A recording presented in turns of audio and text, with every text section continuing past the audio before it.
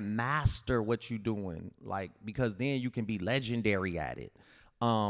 Honestly, what moved me on was the universe. I either get fired of a position or something. Like, I'm not going to leave unless I get fired because I'm just like that. Like, I'm real, I feel like loyal. Like, I'm a ride until, like, the ups and downs, because when it's on a high, it feels great. You would never give it up, the opportunity, when it's on a high. And then when you dip in a valley, to me, I always look forward to that. I say, oh, because the next high is coming. So I don't want to go. I still don't want to go.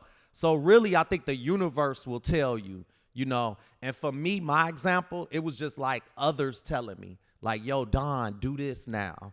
Yo, do this.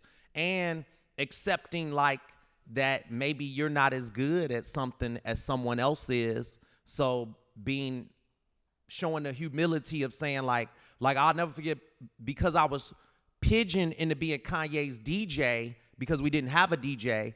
But once we started being able to afford a DJ, I'm like, wait a second, I'm definitely not the best DJ out there. Like, so I'm gonna go hire the best DJ now. And so it's just like, you gotta be, because I could have been liking the shine I was getting being on stage, which was cool. You know, it would definitely be like, girls are like, oh, I saw you on stage. So that definitely, like, amplifies your body count, you know what I'm saying? And so it's like, you just like, oh, but you got to be able to say, like, you know what? I started looking in the market, and because he was becoming a very influential artist, I said, man, I got to align Kanye with the DJ that's on his level of the artist he is. And that's not me, you know? So I went out and got, like, a DMC champion DJ, because I was like, that's why I feel like, and it would even be like basketball players that would try to align with him. And I always say, like, man, I want to align him with somebody that's the Kanye of what they doing, or it's a disservice to both sides. So also being realistic about where you at this point in your career, because we all have, like, delusions of grandeur of who we are.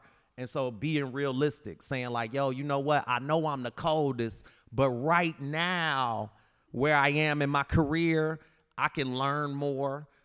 So let me bring somebody in, if I got the ability to, that's even better than me at it, and that's gonna make me better. So I think it really boils down to being confident in yourself and knowing, like, you're not everything to everything, but saying, like, hey, let me bring on others. So community is a big role. Like, be comfortable with bringing on people that are better than yourselves.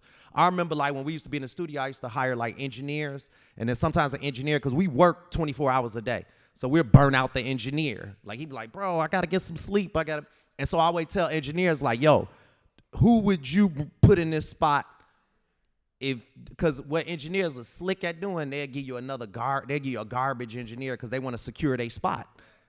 So they'll, like, give you somebody, and I'll be like, yo, you know what? I'm judging you on who you show me as a replacement. If you bring me somebody better than you, I'm going to now have you manage them.